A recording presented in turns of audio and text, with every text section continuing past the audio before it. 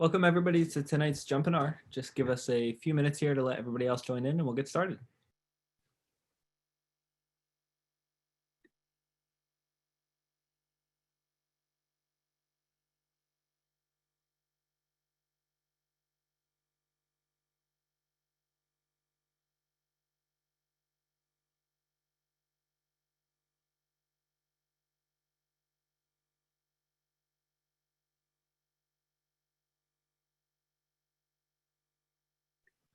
So if you're just joining us, we're waiting on a few minutes here and we'll get started. Just gonna let everybody else join in and make sure everybody has a chance to join. Just give us a few minutes and we'll get started.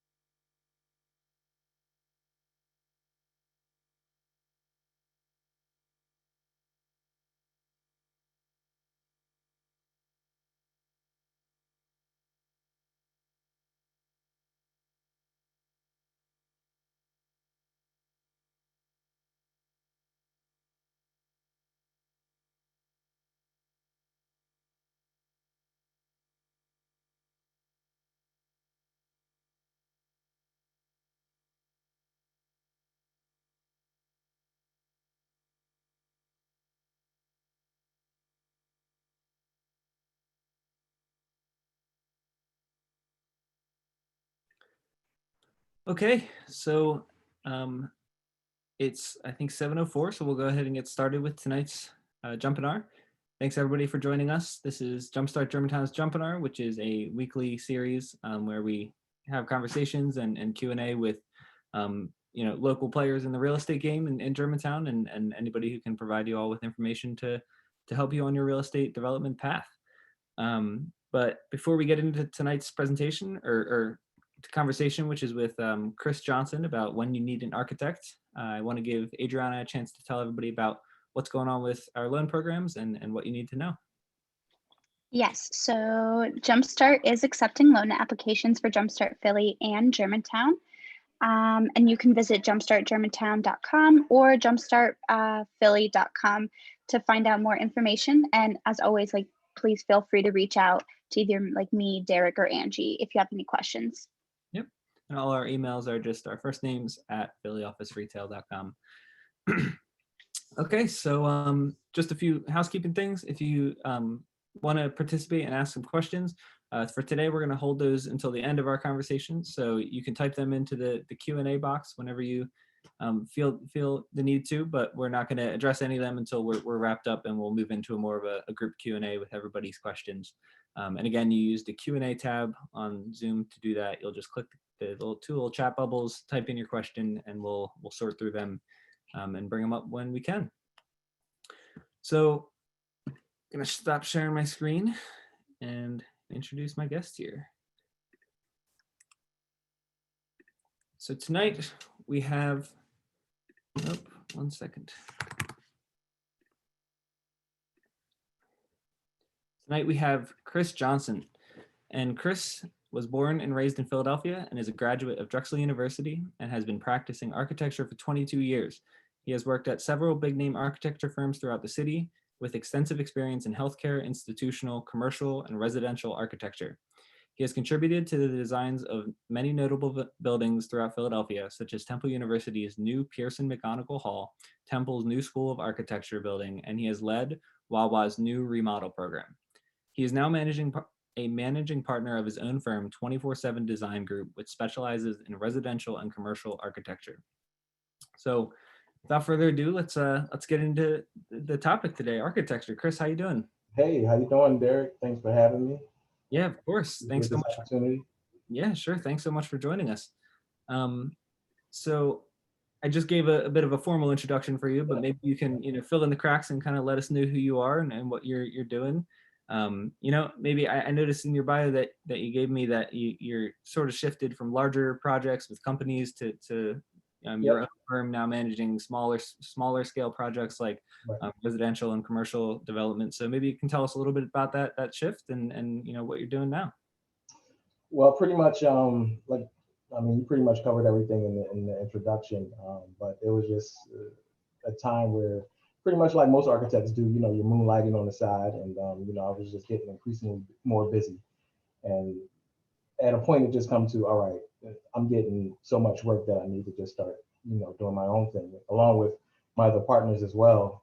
So we just finally just decided to say, hey, let's just go ahead and just go out on our own. So, besides just, small scale new construction, we're also doing a lot of big multifamily projects right now as well throughout the city. Cool. And things have been pretty busy, as you know. Yeah, sure. Have you been getting back into the swing of things, since the last 8 months have brought us through? Yeah, like surprisingly, like I said, like during this whole COVID deal, we have become more busy, which is kind of surprising. Things have become a bit more easier with Eclipse, but not really with the city's new submission website. But we're still working through the kinks with that. But overall, things have become a bit more seamless. Cool. Well, your topic tonight is, directed towards smaller real estate developers and people who are doing their maybe first or second project, or even maybe people who have done 5 or 6 and are first encountering the beast of architecture. And I think we're going to give a lot of information tonight about when people do and do not need an architecture or an architect to work on their project. And there's no better person to tell you when but an architect himself. So we're happy to have you. So maybe you can just start out and tell us about, what circumstances require an architect, and, when you're presented with a project, how do you make that distinction when, we need to bring an architect on board, or no, we do not? Right. So that's kind of a loaded question too, but I'm sure everybody has watched HGTV and all of these design shows and think like, hey, I can do this. But overall, if you're for a kitchen and a bathroom renovation, no, you don't need an architect. You don't, or if you want something more specialized with, more selection of finishes and things of that nature, you can hire an interior designer to do that for you. But to pay the money for an architect just to do your kitchen, unless it's a very large kitchen and bathroom renovation, yeah. But if you're walking into a building and you say, wow, this looks pretty bad, you need an architect. Right.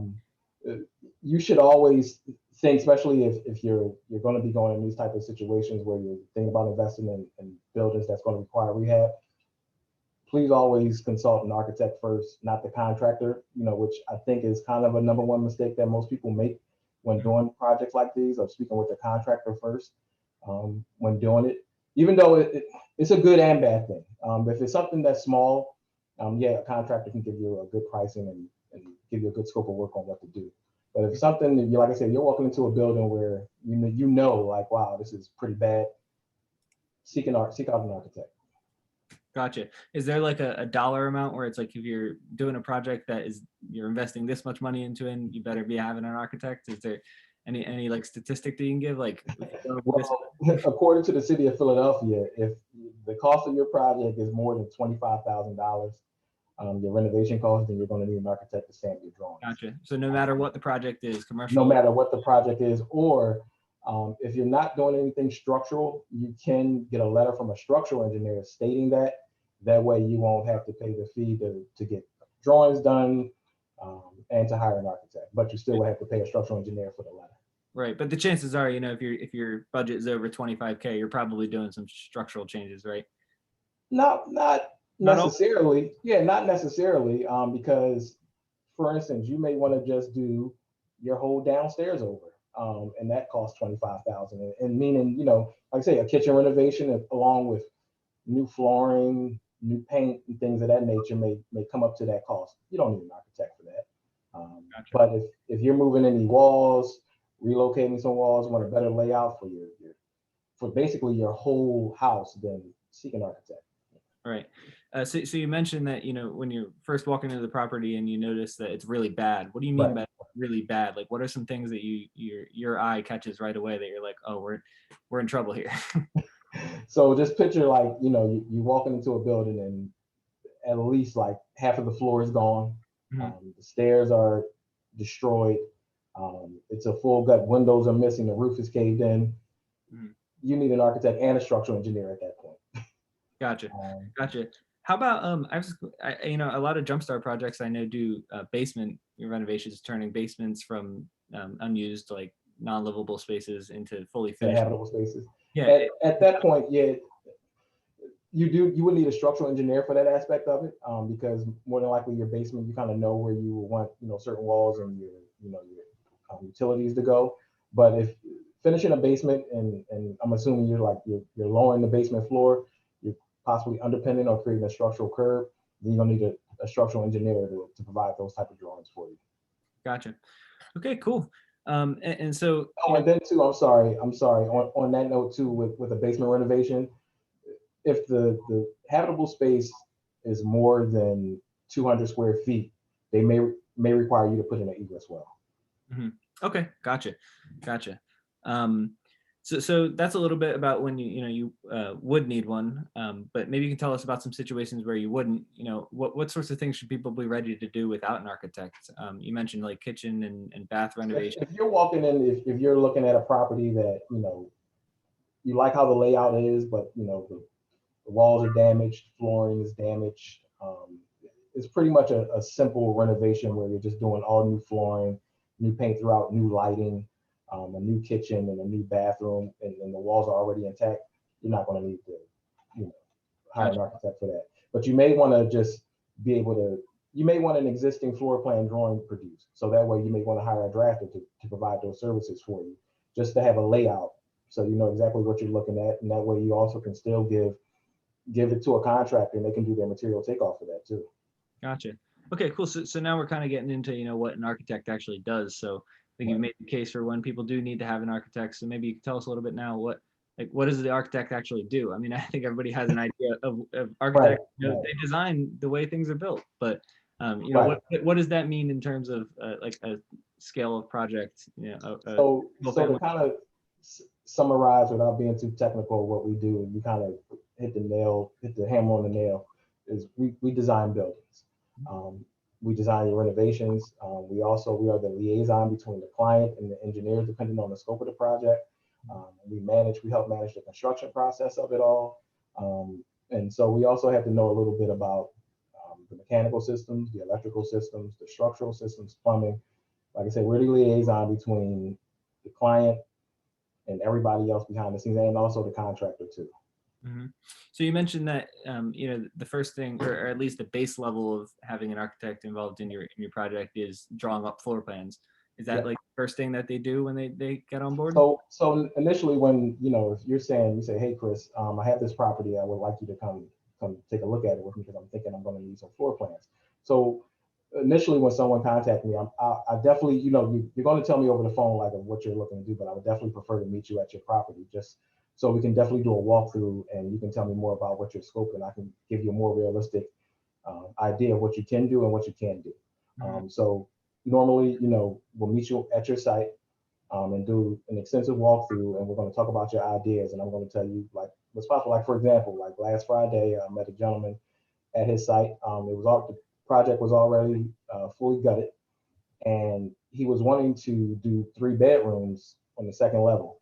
So overall, because of the size of the unit, I'm sorry, the size of the property, I say, listen, unless you're planning on extending your property in the rear, you're not going to be able to get 3 bedrooms out of here. But he said, oh no, it used to be a 3-bedroom house before.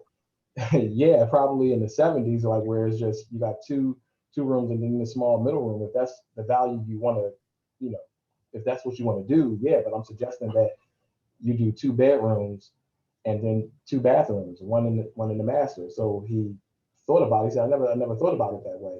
And I said, yeah, I think you'll instead, unless you don't want to add the value into extending the house, that's more cost, or then also possibly adding a third level where you can then get 3 bedrooms, a master on the third. So he thought about it and said, you know what, I like the idea of not having to spend too much, so I'm just going to make it a 2-bedroom, and then also have the 2 bathrooms up top. And he appreciated that. But then too, I said, if you want, you can add an egress well and then have a bedroom in the basement. He said, perfect, that's it, that's what we'll do. So Right. that's kind of some of the things that, we're just helping you expand on what you can possibly do with your property, with your project. Gotcha. So as far as like from a real estate developer's perspective, or from a small scale, like you're rehabbing a single family home and it's your first project, and you found an architect, maybe a friend who did it said, hey, this guy's a great architect. Right. Like, right. What should you be prepared to bring to the table to that, relationship, or you kind of mentioned the back and forth that you have between some clients where you're like, oh, Right. maybe you should do this, or maybe you shouldn't do this.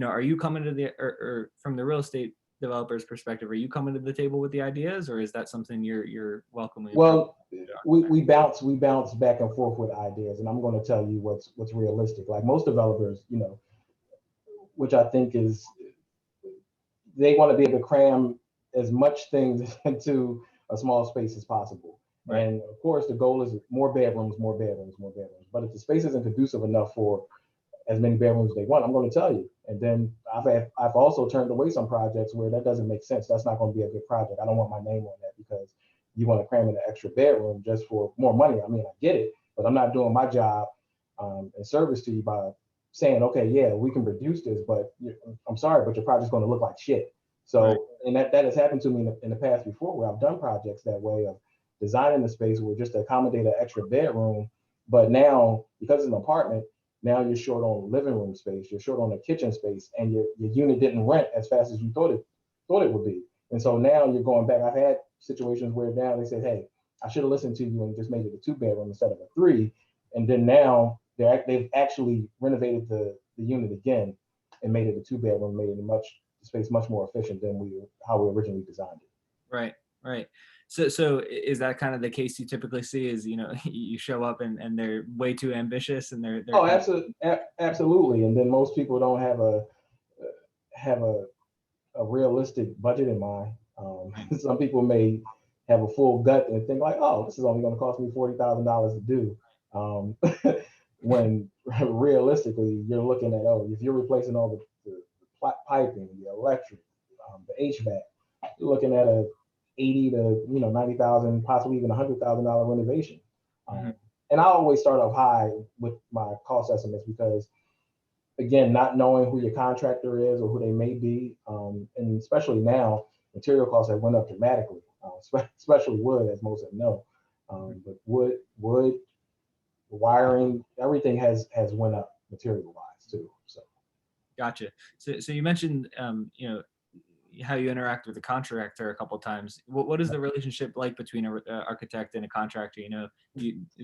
That's essential to have a good relationship with the contractor of the project, because sometimes the way that we may design things, we may see it a certain way, but especially if it's a renovation project, where we may think we have covered everything from the survey and then documented everything correctly, but then when it's actually being built, they may suggest another idea of how we can build this particular building or detail or whatever it may be, and run it by, and we can have a good conversation like, oh, Chris, I think we should, instead of using a 2x10 to span this, let's use a 2x8 because, and whatever they may suggest, and if it makes sense, because we don't know everything, and especially with a good contractor that's done a lot of renovation work, they can offer some better suggestions, more cost-effective ways though too, on how to do something, or how to even design something as well.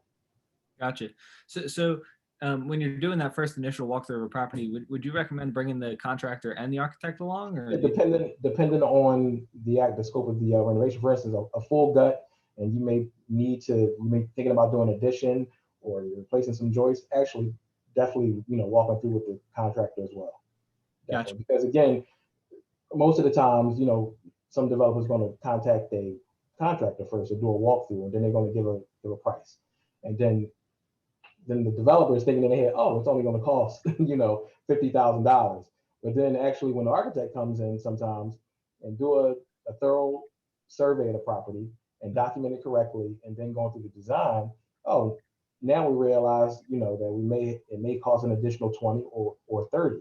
That's why it's always best to have a set of drawings first before asking a contractor for a cost of a project, because more than at least 9, maybe 8 times out of 10, the cost of that project is going to go up from the initial cost that he stated you. Right. Yeah. So it sounds like you're saying it's probably even a better idea to bring, for a project of the appropriate size, better to bring the architect in first before you contractor. Gotcha. Absolutely. So that way, even still, that we can do an initial survey, produce some preliminary drawings, and then that way the contractor can bid properly off those drawings and give a better price for it. Gotcha. So it's not only helping the developer out, but it's also helping the contractor for Absolutely. Absolutely. Gotcha. And depending on the scope of the project, most contractors say, hey, I need to see some drawings first before I can give you a price. Gotcha. Makes sense. So tell me a little bit more about, what the architect does other than, designing the space and coming up with the creative aspect of it. Are they the ones applying for the permits, and are they? Yes, we do apply for permits. We apply for the zoning, and we can also apply for the building permit through Eclipse. So that way that helps save some time on the contractor side as well, because we're eliminating that step for them. And then also too, it helps us manage the project from a standpoint of, if we're getting comments back from the city, we're able to address them quickly, instead of sometimes contractors they're not checking their Eclipse like how often we may do. And then at that point, we can address the comments, get it back in there. Also then communicate with the plans examiner saying, hey, this comment's not making any sense, it's not valid. And then sometimes they'll say, okay, no, you know what, you're right. Let's correct that, and then get the drawings approved. Cool. Yeah, sounds good. Makes perfect sense to me. So tell me a little, you mentioned costs a lot here and there. Tell me a little bit more about, what people should expect in terms of, if they are going to bring an architect on their project, how much is that going to affect their good question. So hiring an architect, you should, and I always tell everyone this though, always have in your head that you need to allot at least like maybe 10% of your estimated cost of construction of what your budget for your project is. So that way, even if it's not just for an architect, you may need a structural engineer for a make safe, or for a letter, or you may also need a lawyer for something. So you already have that money set aside right. for an an architect. When you say 10%, is that 10% of acquisition and construction, or just construction? Just of your construction costs. Yeah. Gotcha. So at least, if you're thinking like, all right, it's 100,000, then I got 10,000 set aside for, architect, structural engineer. And now, does that include architectural permits, or are you paying for those on top of that? No, the permits, the contractor will pay for the permits, or whatever's discussed between them and the owner. Gotcha. So sometimes also too, when the permit is ready though, that I'm not saying that they just have to pay for it. We can pay for it too. I mean, that can be a part of and be reimbursed for it. Gotcha. So what other, other than that percentage of your budget, or the 10%, what other potential costs could you be looking at with an architect? Obviously you could be in the middle of a project and something will come up, and sometimes, for instance, if design change, if there's a lot more design changes than anticipated, for one, then that means I haven't done my job properly. If I can't knock it out on the first 2 renditions, but then the recurring cost of having to keep redesigning the scope of the project. Normally you get a lot of that when the fee may be higher if it's your personal home. We already know that, all right, it's a personal home, more than likely the client's going to have a lot of input on how they would like things. So it's been situations with personal homes where they have liked the design right out the gate, but then next thing you know, the wife and the husband have slept on it. Oh, we may want to change this wall or change the bathroom location here. Next thing you know, we're now down like 6 designs because the husband and wife keep changing their mind on things. But Right. normally a reoccurring cost is just if it's a lot more design renditions than need be, or I would say that probably would be the number one thing right there. Okay, cool. So where, in the process does the architect kind of stop to be involved? I mean, is there any point where the services stop and you just thanks and he moves on to the next project, or is he there until the end? I'm there to the end. I'm giving the key. Here you go, finish product. And one of the things, I'm holding your hand throughout the whole process. Nice. From the initial meeting, through the whole design process, through construction, and as needed. Oh, and you know what, too, to back your previous question up in terms of additional costs. Mhm. If sometimes, during the construction process, some clients may want the architect to be more involved. So we're having more contact with the contractor, they may want us to visit the site more to inspect the construction. That's also construction administration would be another fee. I'm sorry about that. Okay, cool. So let's talk a little bit more. I think pretty soon here we can get to the questions coming in from the attendees. But before we move on, I just want to talk a little bit more about what makes a good contractor, and what you should keep your eye out for, and what sorts of things when you're searching for the contractor should you be checking off on your checklist. What makes a good contractor? That's a good question. That's through a lot of trial and error. I'm sure a lot of people will say, when you first meet a contractor and it seems like they start off good, and the next thing you know, it just goes left.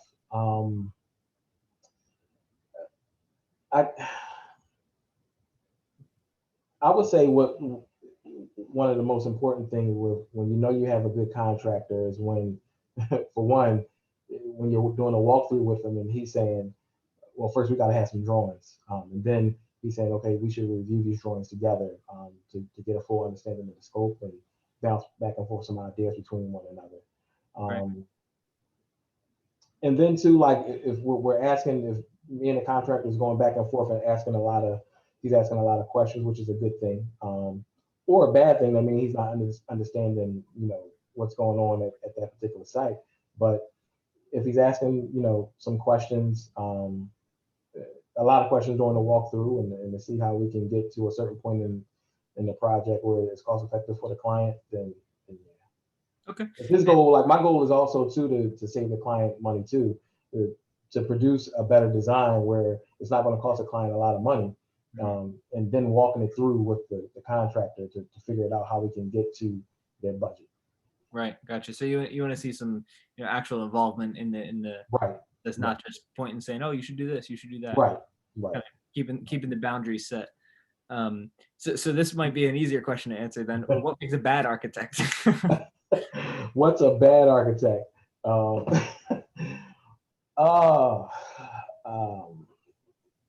a bad architect?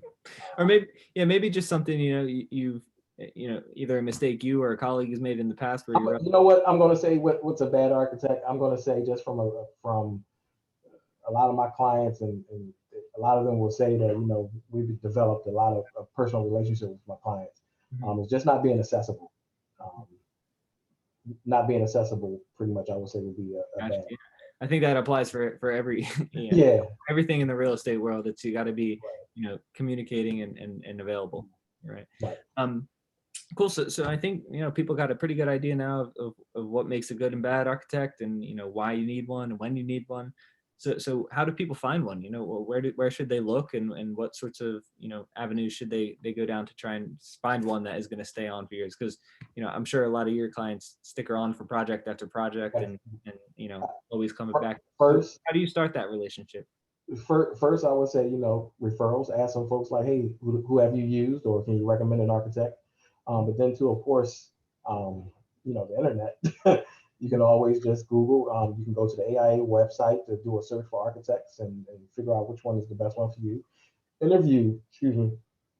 Also interview 3 architects if need be. But sometimes you may get that good vibe when you first doing that initial walkthrough with the first architect, and then there you go. But definitely it's referral based, but then internet is fine though too.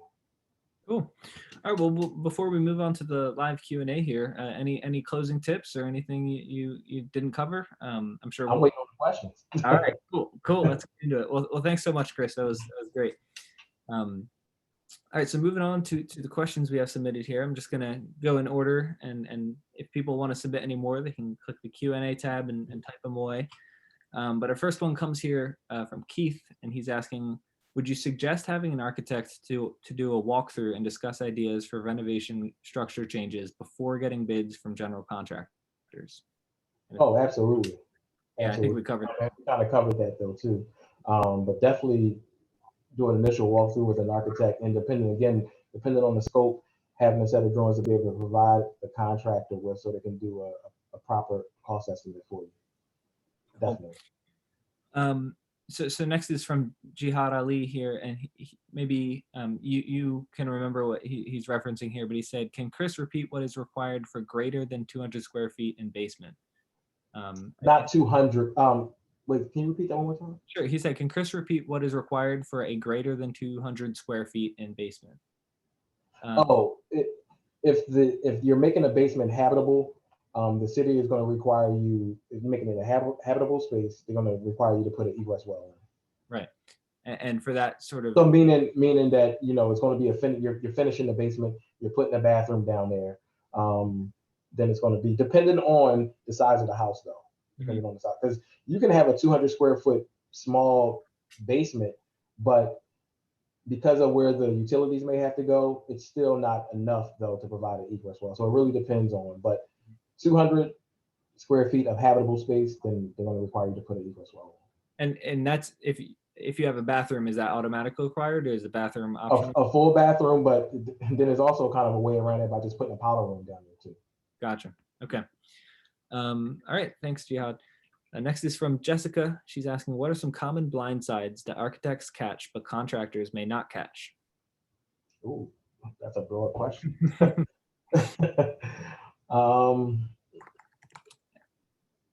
So it also, again, it depends too. So for instance, if you're doing an initial walkthrough with, before the place is fully gutted, because more than likely, we come into a lot of situations where we're walking through a property and all the walls are still intact, but then the initial scope is to demolish everything.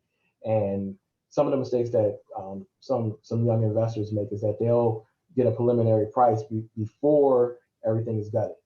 Once everything is gutted, then that's when you're able to see exactly what is truly wrong. And then personally too, I like to have my team come in after the building has been fully gutted already, if that's the intent of the project, because that way you can really truly see everything that possibly could be wrong. But most of the time, sometimes they'll say, we can go ahead and gut this for you, and then the cost is going to be $100,000. But then after you gut everything, you realize that, oh wow, I got to replace 10 joists, and you got to replace the roof because the roof is bad, or the basement slab is cracked, or got to replace all the piping, and they already then gave you a price now before they seen all of that, and so now you're getting hit with I didn't know all of this was going to happen, so now I got to tack on another $50,000, and you're thinking like, oh my god. Yeah, so it sounds like, yeah, right. So it sounds like the foresight and kind of just the the bird's eye view of what's happening is the advantage the architect brings. Is they're used to looking at everything in bigger picture. Right. Great, great question, Jessica. Thank you. So next is asking about how can we contact you, and is there a consultation fee? Maybe we can just do a little self plug here. No consultation fee. You can contact me at cjohnson@24-7designgroup.com. Cool. And we're gonna send out Chris's contact information in a follow-up email tomorrow morning. So look out for that. Right. Okay, cool. Next up, another question from Jihad. He said, Chris smiled when you mentioned price. Can you give a cost per square foot of at your services for new construction? Is there a stat you can give, or? It's not necessarily a price per square foot. Some architects may charge differently. Our fee is lump sum based, and it's not just including the architectural. It's including geotechnical services, also site utility plans, then also the structural fee is all included. But if the client wants to go ahead and get that price when they own, they can, but we usually include all of that. So it's not just like a price per square foot. It's usually a lump sum fee. Gotcha. Cool. Excuse me. Next is coming from Octavia, and she's asking, what liability, if any, does the architect hold versus the contractor? So I'm guessing that means if something was done Right. wrong. If something happens, that's a loaded question too. So I'm trying to think of a good example of how that could play with the liabilities on the architect. So if the architect documents, let's just say, if we're adding an addition on, and let's say that we're asking for the new addition is framed out with 2x10 floor joists, and the contractor says, oh, I think we will be fine if we use 2x8s, depending on the span or whatever. And let's just say, and I say, yeah, go ahead and do that, and then I sign my name on that sign off. If let's just say over time that the floor starts to crack and caves in or something, then I'm liable as well as the contractor though. But of course, I'm going to get sued first because I allow that change. Gotcha. So it sounds like what you're saying is they're the first one to become liable because you're the one who's making the call at the initial. Right. But the key is too that if the contractor contacted me and say, hey Chris, I'm thinking about doing this change, would you sign off on this? If I'm not going to sign off to it, then if they go ahead and do it anyway, I'm not liable. The contractor's liable. Gotcha. Okay, I see. So it's not necessarily where the idea originates. It's where the approval is given. Right. Okay. Thanks a lot. As long as they're following those contract documents that I provided, I'm liable. But anything outside of that, and I don't sign off on it, then they're liable. Cool. Great. Thanks. Next question is, what does it typically cost to have an architect do a initial walkthrough? We don't charge anything for that, for an initial walkthrough. I do know some that do that because it's more of a time situation where, because in one day alone, depending, you can be doing around like 6 walkthroughs, and that's wasted your whole day. But I don't charge to do a walkthrough. Do you have any idea what it might be for a firm that does? And if not, that's all right. I'm sure people are probably asking, because at least with Jumpstart loan apps, it may take like probably 7 or 8 apps until you finally get a property under agreement. Right. So at that point, if the architect is charging, is it worth it to have one along every time? Again, depending on the scope of the project. Sure. Yeah. And again, too, and like you using your better judgment though, when you're walking through a project, like I said, like this is pretty messed up, I'm going to need an architect. Gotcha. Do it. So then that way you can then bring your architect in. But initially, if you're going to at least possibly 3 visits, then it's like, okay, I may have to charge, like, if you have me keep coming out to the same property, kind of to keep going through the same thing, then it's like, okay, now it's, right. But first 2, no. Right. But overall, a fee, I would think you're going to factor in, gas and time, maybe a few $100 or something. Gotcha. Cool. So it sounds like, best case scenario, if you are worried about that cost, is go see the property even before you go there. Right. Absolutely. Cool. And you can use, Chris's great tips to kind of, if it looks bad, you need an architect. You need an architect. I love that. Okay. Next is coming from EY. They're asking, if you have a set of plans that were never implemented, what is the process and cost involved to hire a different architect to take over the project, assuming the plans need to be redigitized? So it sounds like she's dealing with some historic plans for a project, and she wants to provide them. That's a situation where it depends on the scope of the project and how much because most architects will prefer to like just redo it. But if it's something like where you're set, like, okay, I really like this, but I want to finally, can you bring it to CD completion where we can submit for a building permit? Again, it kind of really depends on the scope of the project. And then, we assess on how much time it's going to take us, and then how much information or how good of condition that those drawings are in that we're getting. So it's a few factors that fall in line with that though too. But normally most architects don't like to use other architect drawings. We like to start fresh. It's just better that way. Sure. Like most subs, electricians, plumbers don't like repeating, other trades work. Mhm. So Yeah, and it's probably, if you think about why the reason that those plans never get implemented, there might have been something wrong. right, You're always taking a risk.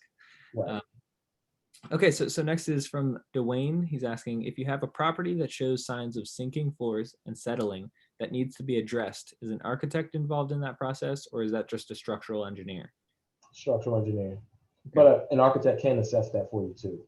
But the documentation to correct that is going to have to be signed off by a structural engineer.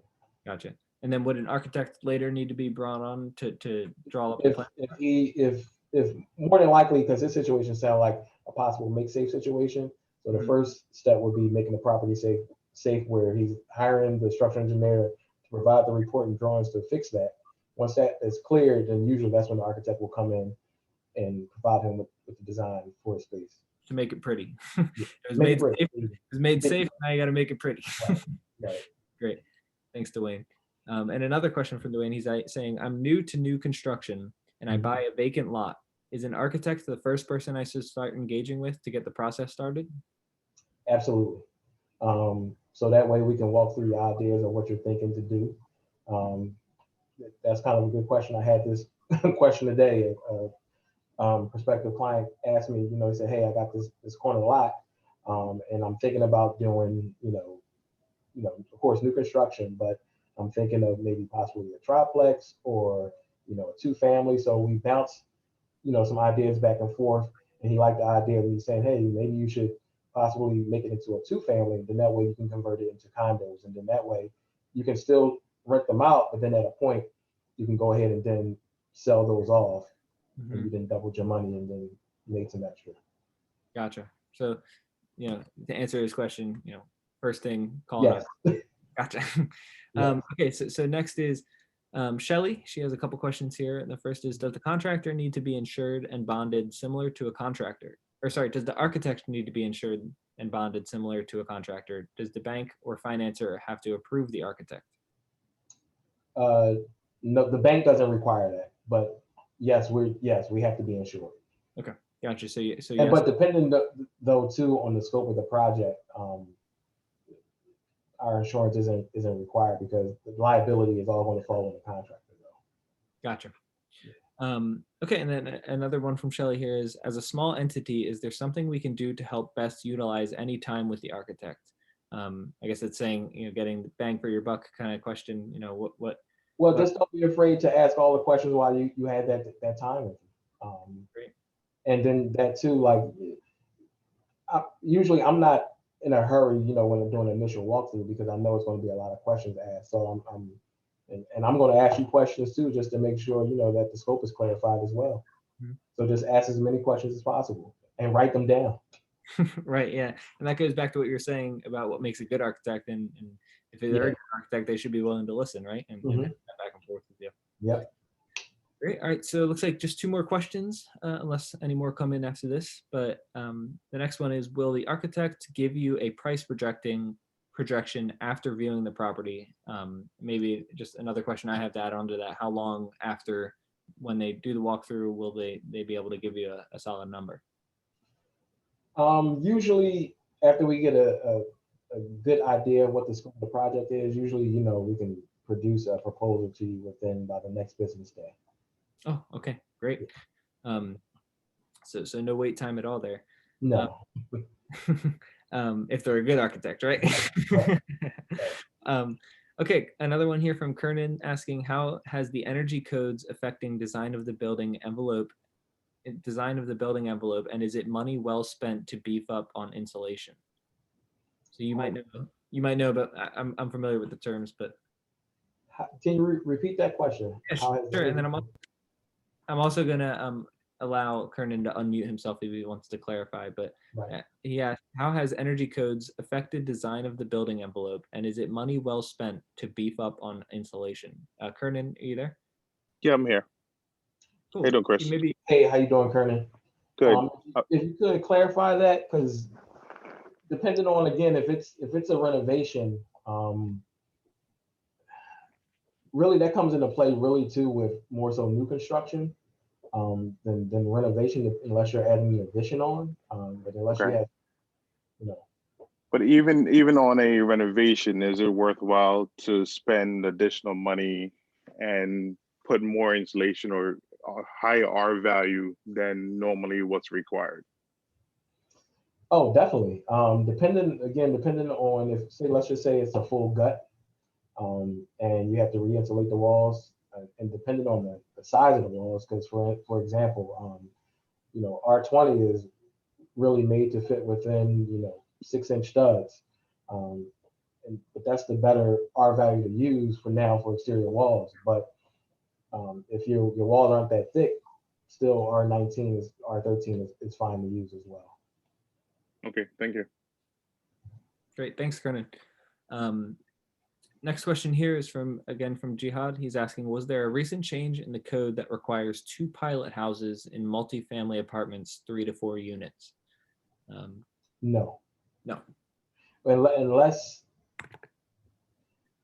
yeah, no, not for a pilot house. But if for new construction, if it is over 4 stories multifamily, 4 stories or more, it is going to require an additional egress stair.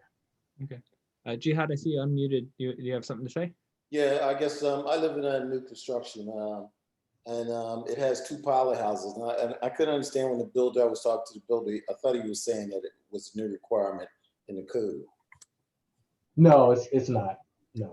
But the biggest change is that with 4 stories, you do have to put in an additional egress stair. Cool. And funnily enough, the next question that popped up is, what is a pilot house? And I'm wondering the same thing myself. So maybe you could educate us. It's a covered structure with access to the roof, to your roof deck. Gotcha. So just picture like if you're in a typical 3-story row home and you're on the 3rd floor and then stairs leading up, that enclosed structure is a pilot house. Gotcha. Okay. I don't know why they want to call it a pilot house.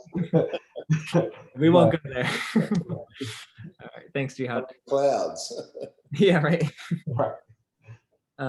Okay, so next is, or it looks like our last question here so far is from Latanya. And again, this might be a situational question, so I'm gonna allow her to unmute herself if she needs to be.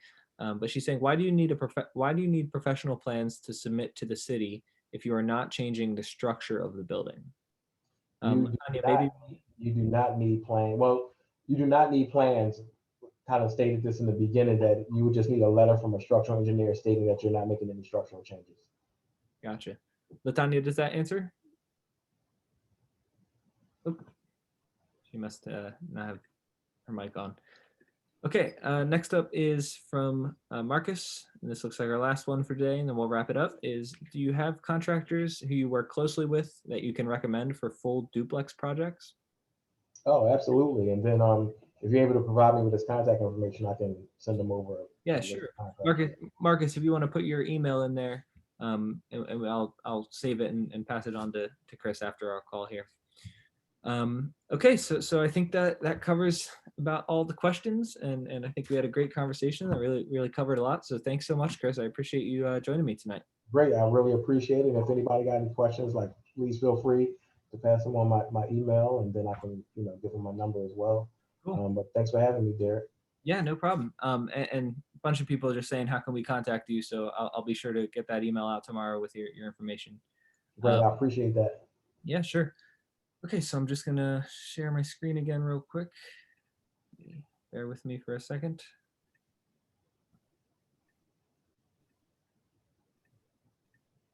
Okay, so next week, on November 9th, we have How to Acquire City-Owned Property with Angel Rodriguez. The following week, on November 16th, we're gonna have a discussion about the Conservatorship Act. That's such a mouthful of an act, with Rick Vanderslice. And after that, on the 23rd, is going to be property management with Matt Wall, who is one of our mentors with Jumpstart Germantown, the training program. So be sure to check out those the listings of those events on our events page at jumpstartgermantown.com/events, and you can register for them ahead of time, usually the week ahead of time. and just keep an eye out there in case there's any changes or any new topics.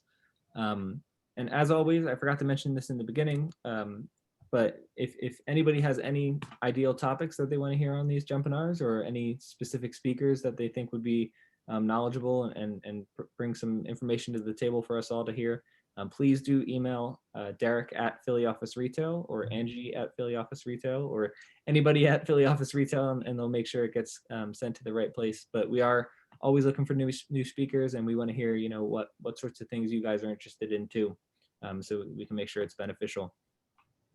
As always, Adriana said, check out jumpstartgermantown.com and jumpstartphilly.com for our loan program information. We are accepting loan applications. And if you want to view a recording of this or a recording of any other webinar, go to jumpstartgermantown.com/jumpinars, and you can check out the full length of the Zoom recordings. And also, it's, I guess, to be formally announced at this point, but we are going to have podcast versions of these available soon, and just like we did with the Jumpstart Philly radio show, and it'll be broadcast on G-Town Radio as well. So still finalizing the details on that, but we're going to get that up and running soon.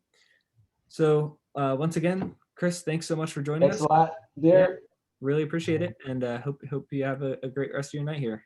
You too. Thanks. Have a good one. Yep. Thanks, everybody.